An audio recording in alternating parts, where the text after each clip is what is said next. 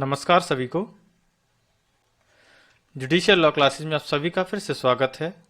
आज की इस वीडियो में हम आप लोगों को जो एलएलबी थर्ड ईयर की जो सीरीज चल रही है उससे संबंधित आज का आपका जो टॉपिक है वो हम डिस्कस करने जा रहे हैं।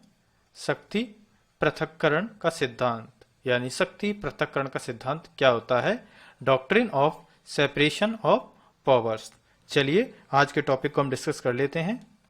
सबसे पहले आप लोगों को मैं स्पेशल अनाउंसमेंट कर देना चाहता हूं कि जो भी स्टूडेंट्स मुझसे ऑनलाइन क्लासेज लेना चाहते हैं, चाहे वो LLB first year, second year या थर्ड ईयर, इन तीनों में से किसी भी ईयर के स्टूडेंट्स हों और उनके सेल्फ डाउट रहते हैं, वो सेल्फ डाउट भी क्लियर हो सकते हैं उनके, किस तरह से आपको आंसर राइटिंग करनी है, कैसे आपको मैक्सिमम मार्क्स मिल सकते हैं, उससे संबंधित पूरी प्रोसेस मैं आपको ऑनलाइन क्लासेस के जरिए बताऊंगा, जो कि आपकी मंथली हुआ करेंगी, यानी मंथली पेमेंट बेस पे आपकी क्लासेज रहेंगी।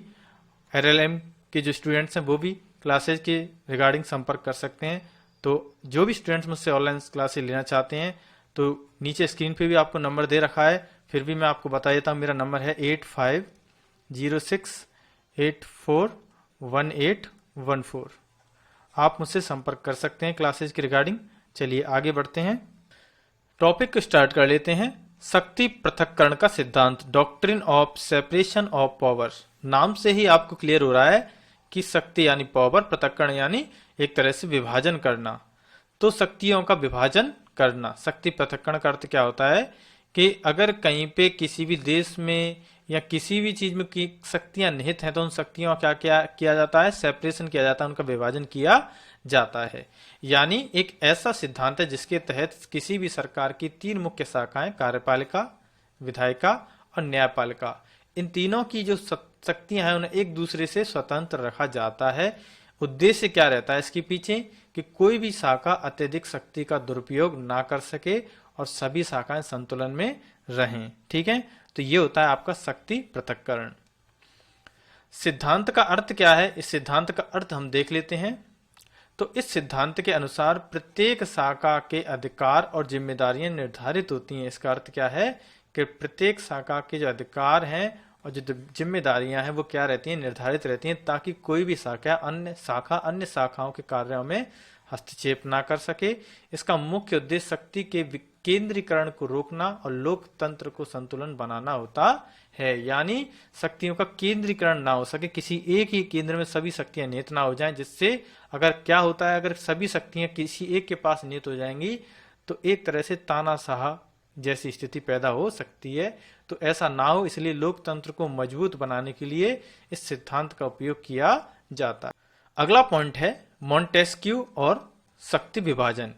यानी मॉन्टेस्क्यू इस सिद्धांत से किस प्रकार से संबंधित है वो भी हम आगे डिस्कस कर लेते हैं। तो इस सिद्धांत को सबसे पहले मॉन्टेस्क्यू ने अपनी पुस्तक द स्पिरिट ऑफ लॉज में प्रस्तुत किया था। यानी ये जो शक्ति पृथक्करण का सिद्धांत है, इसे मॉन्टेस्क्यू के द्वारा सबसे पहले उसकी कृति थी, पुस्तक थी द स्पिरिट ऑफ लॉज, उसमें प्रस्तुत किया गया था।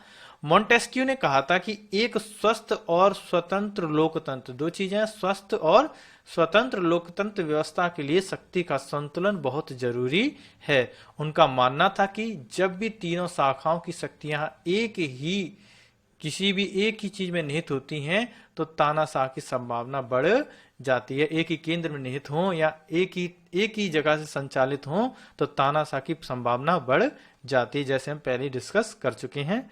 ठीक है, तो इसलिए इस सिद्धांत को उन्होंने एक तरह से लोगों के सामने रखा अपनी कृति के द्वारा।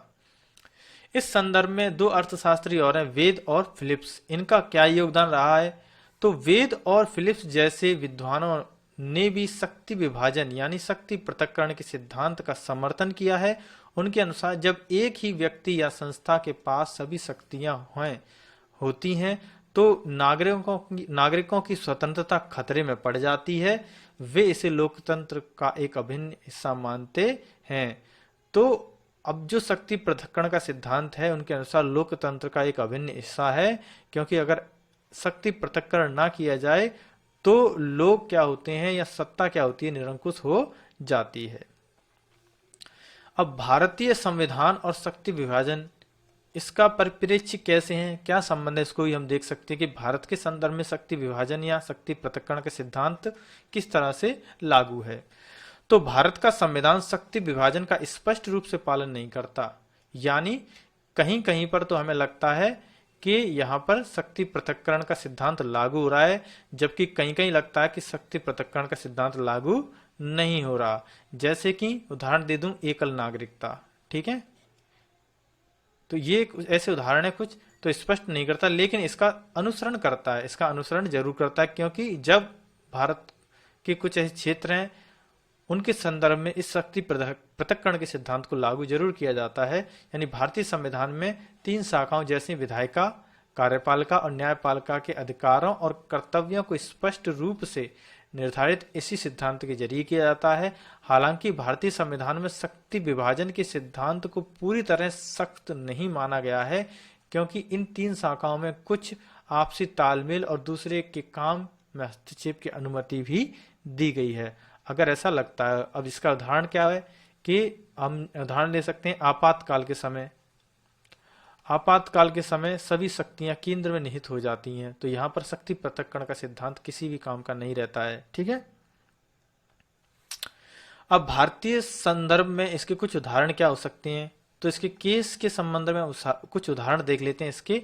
तो सबसे पहले नंबर 1, केशवानंद भारती बनाम केरल राज्य 1973 का ये जो मामला है, इस मामले में सुप्रीम कोर्ट ने कहा कि संविधान के मौलिक ढांचे का हिस्सा शक्ति विभाजन है, यानी संविधान का जो मौलिक ढांचा है उसको बरकरार रहना चाहिए। उस ढांचे के जरिए ही संविधान की शक्ति विभाजन की कुछ नीतियां हैं वो लागू हो पाती हैं, यानी वह लोकतंत्र की ओर इशारा करता है। क्या? मौलिक ढांचा, जो मौलिक ढांचा है वो लोकतंत्र की ओर इशारा करता है। और शक्ति पृथक्करण का सिद्धांत लोकतंत्र का प्रबलता से उसको मजबूती देता है, ठीक है। दूसरा इसमें केस है इंदिरा गांधी बनाम राज नारायण 1975 का मामला। इसमें कोर्ट ने कहा कि न्यायपालिका की स्वतंत्रता संविधान की बुनियादी ढांचे का हिस्सा है। तो यहाँ पर भी न्यायपालिका की स्वतंत्रता के बारे में बात की जा रही है और ये भी कहा है कि यह बुनियादी हिस्सा है। तो यहाँ भी हम कह सकते हैं कि ये जो सिद्धांत है शक्ति पृथक्करण, इसको इस मामले के जरिए भी बताने का प्रयास किया गया या इसे बल दिया गया है, ठीक है। तो ठीक है, ये था हमारा आज का लेक्चर। टॉपिक कौन सा था हमारा? शक्ति